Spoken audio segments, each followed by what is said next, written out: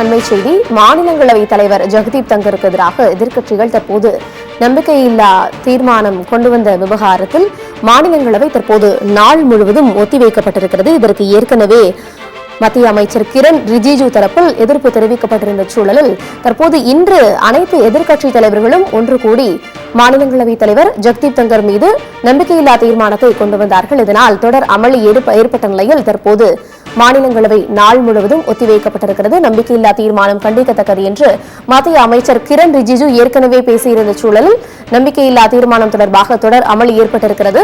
எதிர்க்கட்சி எம்பிக்களின் தொடர் அமளியால் மாநிலங்களவை நாள் முழுவதும் ஒத்திவைக்கப்படுவதாக அண்மை தகவலானது வெளியாகியிருக்கிறது. ஏற்கனவே அதானி விவகாரம் உள்ளிட்ட பல்வேறு கோரிக்கைகள் தொடர்பாக மாநிலங்களவையில் விவாதிக்க வேண்டும் என்று தொடர்ந்து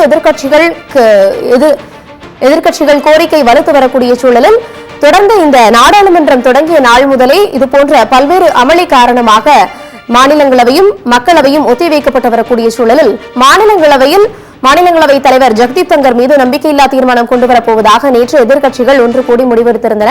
இந்த சூழலில் இது கண்டிக்கத்தக்கது என்று மத்திய அமைச்சர் கிரண் ரிஜிஜு தரப்பில் தெரிவிக்கப்பட்டிருந்தது.